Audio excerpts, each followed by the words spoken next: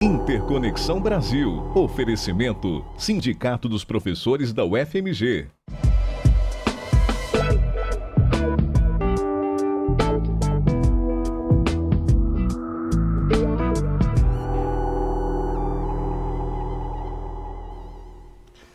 Bem-vindos a mais um programa. O tema de hoje é inteligência artificial e quarta revolução industrial. Quando pensamos em inteligência artificial e na quarta revolução industrial, duas grandes ideias vêm à nossa cabeça. A primeira é positiva, porque estamos tratando de dois motores que movem a inovação e o avanço do desenvolvimento na atualidade. A segunda é negativa, pelas consequências que provocará na vida das pessoas, do ponto de vista econômico, social, político e individual. Neste programa, vamos procurar entender melhor as dimensões da automoção, da robotização, sobre o desenvolvimento dos nossos países e sobre a vida de todos nós, já que o processo e suas consequências são inevitáveis. E o nosso convidado é o professor Virgílio de Almeida, da UFMG e da Universidade de Harvard, nos Estados Unidos. Bem-vindo, Virgílio, é um grande prazer tê-lo aqui para falar de um tema tão interessante. A quarta revolução industrial já é uma realidade ou uma possibilidade futura? Pois é, Domingos. Primeiro, obrigado pelo convite para vir ao seu programa Interconexão, que eu já assisti há tempos, e por trazer essa questão da inteligência artificial, da quarta revolução industrial e de um termo que eu vou usar várias vezes aqui, chama-se digitização. Sim. Que é tornar a sociedade cada vez mais digital. A sua pergunta é bem apropriada, ou seja, nós estamos falando do futuro ou estamos falando do que acontece no dia a dia? Nós estamos falando do que acontece no dia a dia numa escala muito maior do que nós pensamos. Eu vou dar alguns exemplos. Sim. Tá? O Facebook é muito popular no Brasil, é chamado de Face. Mais de 100 milhões de brasileiros usam o Facebook. Quando se usa o Facebook, ao se abrir o Facebook, aparecem os posts, que é os comentários, as notícias que os seus amigos, os seus seguidores colocam. Sim. No entanto, os posts que aparecem para você não são todos aqueles que os seus amigos e conhecidos colocam. Sim. São selecionados alguns. Como é que você faz essa triagem? Esse processo de selecionar o que você vai ver, o que eu vejo ou o que o câmera vê, é um processo que envolve uma sofisticação de inteligência artificial muito grande. Ele é um processo que tem um objetivo, Sim. que é manter a atenção de cada um, manter cada um mais tempo conectado, ligado àquela plataforma. Sim. Esse é um exemplo. Um outro exemplo interessante, há 3 meses atrás, eu estava numa reunião na Estônia, Sim. que é um pequeno país, hoje da Comunidade Europeia, 1.500.000... Pertencia à União Soviética. Pertencia à União Soviética, 1.600.000 habitantes. Um país extremamente avançado em tecnologias digitais. Talvez hoje o governo digital mais avançado na Europa é o da Estônia. E uma língua diferente, eu cheguei lá por volta de 6 horas da tarde. Às 8 horas da noite, eu falei, preciso jantar, comer algo. Eu sou vegetariano. Uau. Então, peguei o celular e tirei o Google, chamei o Google e ia perguntar quais são os restaurantes nessa região. Para minha surpresa, a tela do Google... Já apareceu uma lista lá. Veio assim, em branco, diz o seguinte: respostas antes de você perguntar. Putz. Ou seja, eu não precisei de perguntar o que eu queria. Eram 8 horas da noite, numa cidade e num país diferente, e o Google se antecipou à minha pergunta e me deu as respostas. Que maravilha. Então, esse processo que personaliza para cada um dos 4 bilhões de pessoas na internet é um processo que faz uso extremamente avançado das tecnologias de inteligência artificial. São essas novas tecnologias que nos afirmam que nós estamos efetivamente na quarta revolução industrial e não estamos prolongando a terceira. Pois é. Quais as evidências disso? São essas tecnologias. Talvez para a gente tornar mais claro o que é a quarta revolução industrial, é interessante falar quais são os elementos desse processo. Perfeito. Então são a internet, sim, que é algo que não existia na terceira revolução industrial. Perfeito. A grande quantidade de dados que se gera a cada instante e que são trabalhados. Que chama o Big Data? O Big Data, tá? Que nos dão a capacidade de prever o que vai acontecer em várias situações, nós vamos conversar sobre elas. Então são a internet, o Big Data, algo que já tem ficado famoso no Brasil também, uma palavra chamada algoritmos. Algoritmos. Que significa a forma como que o computador resolve um determinado problema.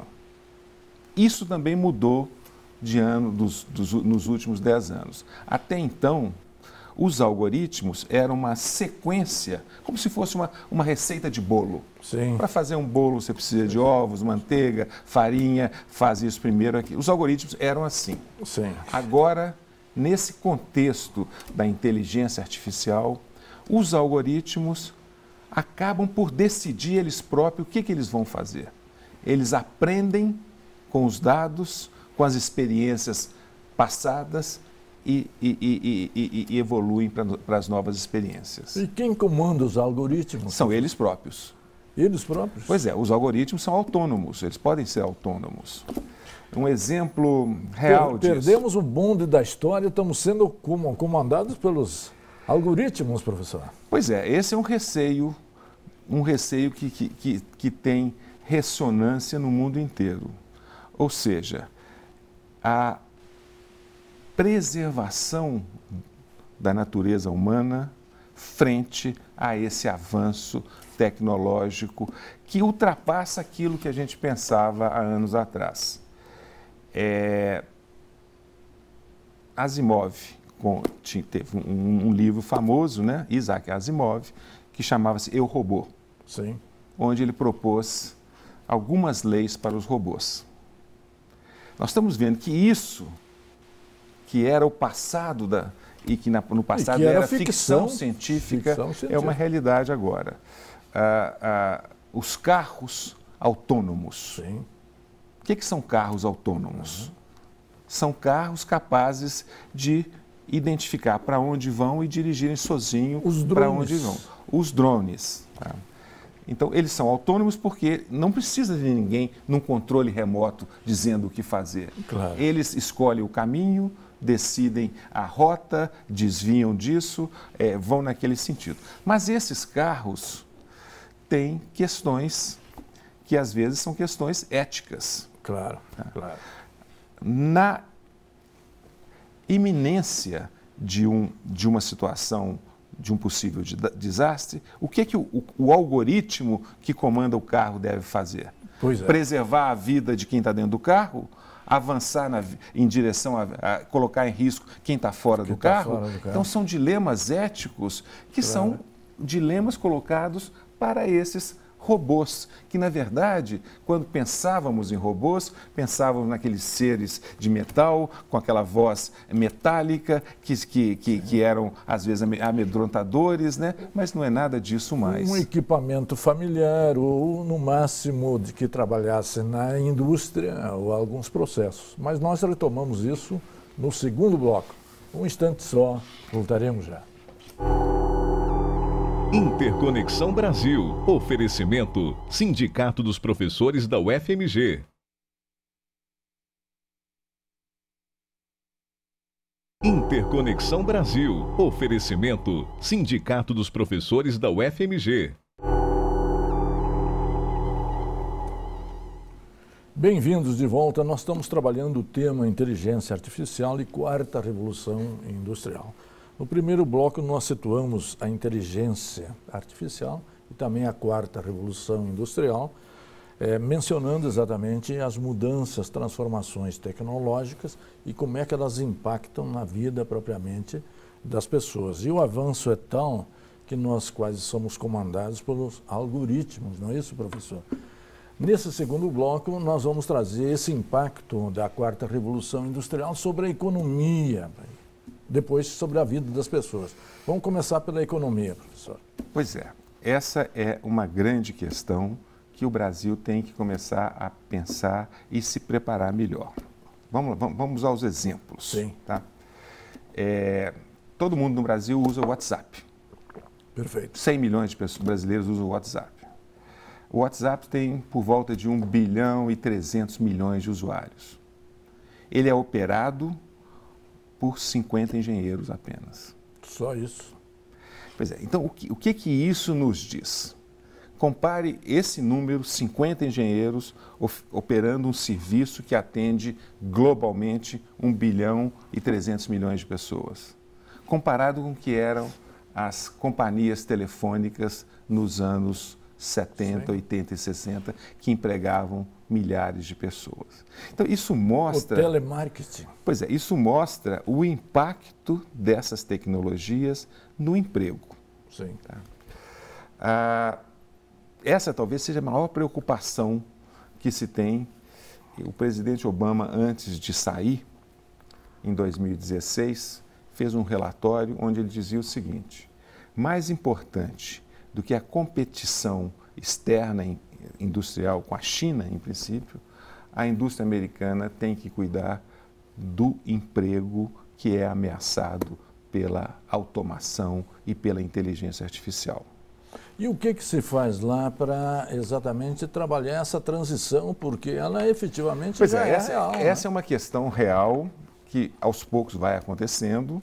Alguns países, os países desenvolvidos, têm uma preocupação concreta, não vou explicar qual é, mas nós precisamos ter, no Brasil, um país em desenvolvimento, o que deve ser feito. Pois bem, há várias estimativas numéricas sobre o impacto da inteligência artificial e da automação sobre o emprego. Elas variam, são estimativas, algumas podem acontecer, outras não. Por exemplo, nos Estados Unidos, alguns pesquisadores estimam que em 30 anos, 45% dos atuais postos de trabalho não serão mais necessários. Sobretudo as atividades manuais. Mais do que as atividades repetitivas. manuais, mais do que as atividades repetitivas, porque com a capacidade crescente da inteligência artificial, ela tem condições de substituir várias atividades que envolvem processos cognitivos também. Tá? No mercado financeiro, na área jurídica, legal. Diagnósticos médicos. Um estudo do Departamento de Comércio do governo americano, há 10 anos atrás, colocava o seguinte: quais são os postos de trabalho que têm maior chance de serem substituídos pela automação e quais são aqueles que são mais difíceis de serem substituídos. Os mais fáceis de serem substituídos eram quem trabalha nas carreiras, nas atividades burocráticas, de atendimento, né? Nos escritórios. As mais difíceis, há 10 anos atrás, eram... Trabalho que envolve inteligência e criatividade, não? Eram o motorista de caminhão. Eles achavam há 10 anos atrás que seria impossível substituir um motorista de caminhão, dado a dificuldade de um caminhão circular no trânsito de uma cidade. Sim. Pois bem, atualmente há frotas de caminhão nos Estados Unidos sem motorista. Já operando? Já em caráter experimental, mas esperando a legislação para funcionar. Então, essa mostra a velocidade com que os empregos podem ser eliminados. Sim. Tá? Dos empregos que têm menos chance de serem substituídos nesse futuro que nós estamos falando, 20 a 30 anos, são aqueles empregos que requerem uma criatividade e um conhecimento, às vezes, muito grande. O caso de um médico, o caso de um artista, o caso de um de um literato escrevendo o livro, embora até esse também já tinha sido considerado. Sim, mas um ano passado eu soube que criaram uma universidade nos Estados Unidos sem professor. Eu achei que a nossa profissão era eterna, professor. Pois é. É melhor não nos prepararmos, né, para o futuro, né? Para o futuro. Então, existe uma série de estudos que mostram isso. Essa questão tem sido analisada principalmente no mundo desenvolvido. Aí a nossa questão é, como que isso afeta um país como o nosso, o Brasil? Claro, o Brasil. Muitas das indústrias internacionais que aqui se situam, ou das indústrias brasileiras que são competitivas internacionalmente, baseiam-se no fato de que a mão de obra no Brasil é mais barata do que nos países em desenvolvimento. Até a própria China. Até do que nos países desenvolvidos. Isso vai acabar. Sim. Por causa do processo de automação. Existem vários casos aí, mas talvez o mais interessante deles é aquela loja global chamada Amazon. Sim. Tá? A Amazon, ela tinha, em 2010, trabalhando nos centros de logística, nos almoxarifados, por volta de 600 robôs. Ela tem hoje 46 mil robôs trabalhando, que distribuem os produtos, encaixotam os produtos, colocam os produtos para onde vão, ajudam, colocam os produtos no caminhão, tudo isso robotizado. Nossa. Então, com e isso... a redução do emprego numa empresa dessa?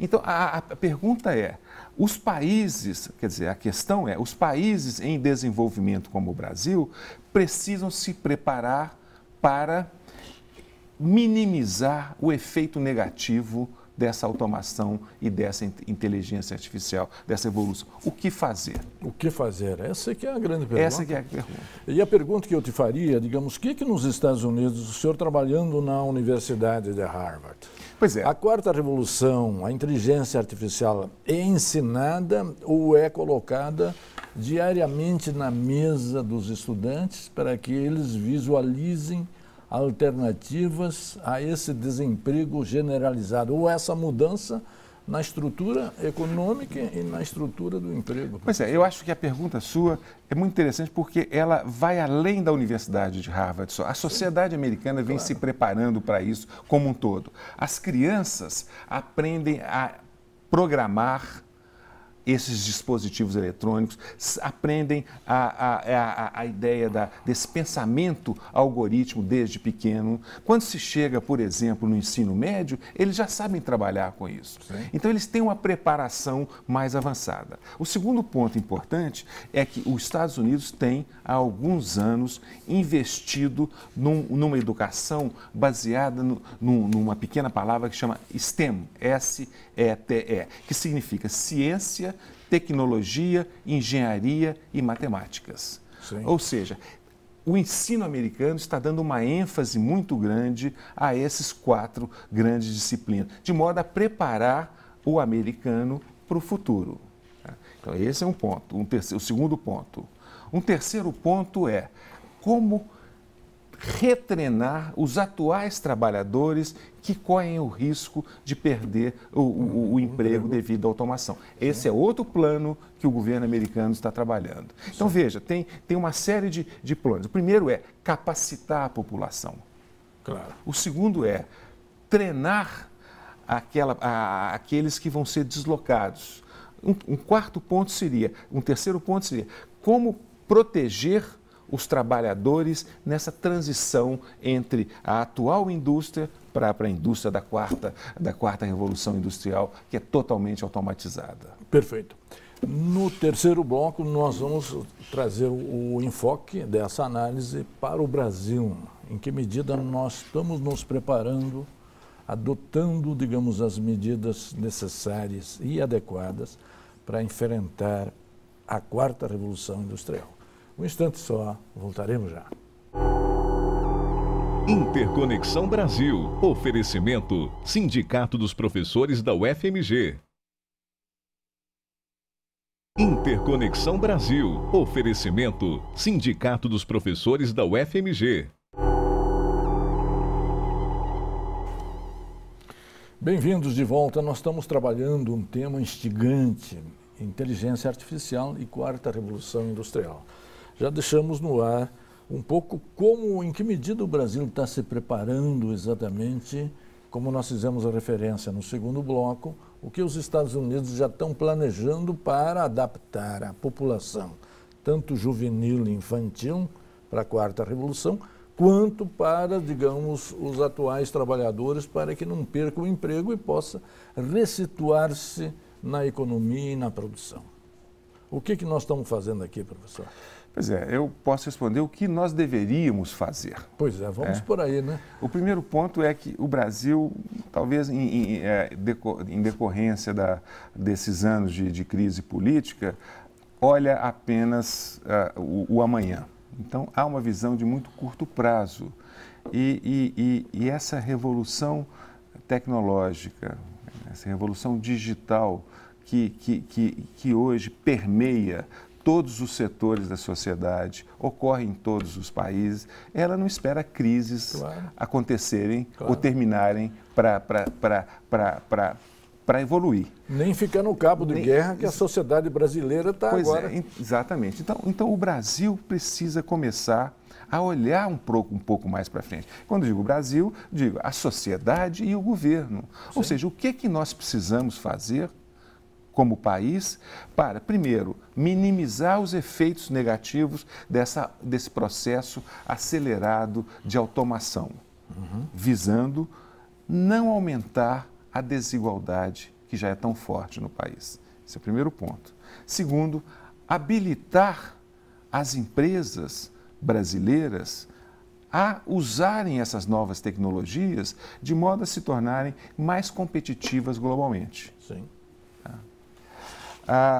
Terceiro, tornar o próprio governo, seja ele o governo federal, os governos estaduais, mais eficientes, mais transparentes, usando essas tecnologias digitais, que permitem que as informações sejam alcançadas, que as análises sejam feitas rapidamente. Então, há uma série de providências que o Brasil poderia tomar e precisa tomar para não perder esse bonde dessa revolução tecnológica. No segundo bloco, você aliás, no primeiro bloco, você me perguntou se isso já era uma realidade ou se era o futuro.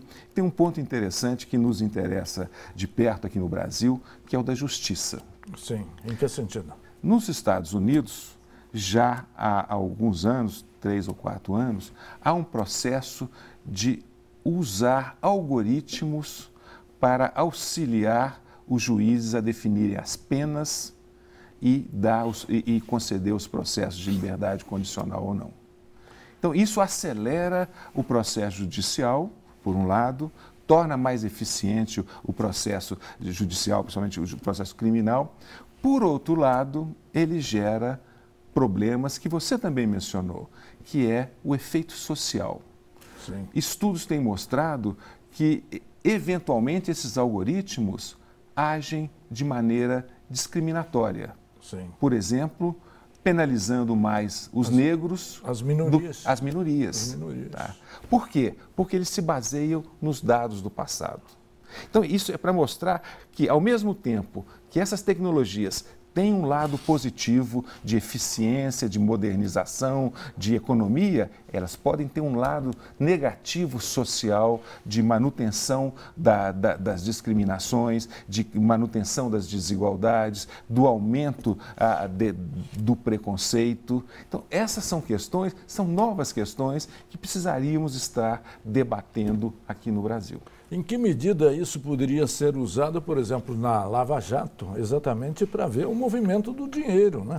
Provavelmente, eu não conheço quais são os processos, mas provavelmente os juízes e procuradores envolvidos devem estar usando programas de Big Data que fazem essa integração e consolidação de dados que vêm de várias fontes, mas eu não tenho detalhes sobre isso. Um outro dado seria exatamente, digamos, o impacto que tem na política e, sobretudo, nas eleições. Nós vimos até nos Estados Unidos, né, a invasão de hacker nos dados da Hillary Clinton. Pois é, essa é uma questão muito interessante que vai ocorrer no Brasil, porque nós temos uma eleição em 2018 que é fundamental para o Brasil.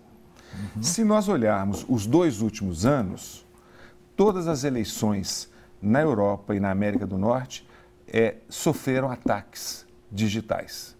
O Partido Democrata, no caso da Hillary Clinton nos Estados Unidos, foi atacado, foram tiradas informações pessoais das pessoas do comitê da Hillary, e isso divulgado como forma de constrangê-las. Existe um mecanismo chamado, são chamados robôs na internet, que tem um pequeno apelido chamado de bots, que percorre a internet procurando notícias, disseminando notícias falsas, criando imagens falsas para atacar um político ou outro. Sim. Então, parte da eleição acaba sendo manipulada, claro, por esse sistema digital, e que acaba deixando em segundo plano aquilo que é mais importante, que são os valores e as propostas. E a nossa reforma política nesse contexto da inteligência artificial? Para onde que nós estamos indo? Nós não temos claramente as regras para proteção contra esses ataques, seja para propaganda direcionada. Até alguns anos, toda a propaganda eleitoral acontecia via televisão. Sim. Agora, a propaganda eleitoral, que envolve aí uma série de algoritmos sofisticados, ela pode mandar uma mensagem para você, do candidato A, dizendo uma coisa, e mandar outra mensagem para mim, do candidato A, dizendo outra coisa. Então, você espalha as ideias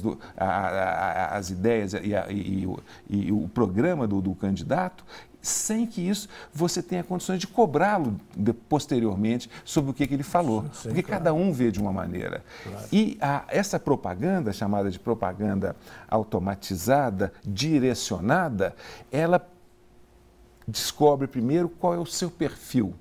O que você gosta, o que você faz, quem que você lê, o que você compra, que carro que você tem. A partir daí, ele decide qual deve ser a mensagem enviada a você do candidato. Estamos numa manipulação quase total, professor. Nós estamos, de novo, de uma maneira talvez mais intensa, no famoso livro de 1984, de George Orwell. Ok, professor, queria agradecer muito a sua presença, seus esclarecimentos. Trouxemos a você, telespectador, levantando um tema do maior interesse para o futuro nosso, pessoal, o futuro do Brasil, dos nossos jovens, e a necessidade de nós estarmos nos preparando para a quarta revolução industrial, que é uma realidade que já está acontecendo em ritmo acelerado. E a você, telespectador, que sempre nos prestigia e nos acompanha, muito obrigado pela sua audiência e até a semana que vem. Parabéns. Foi rápido, né? Excelente, cara.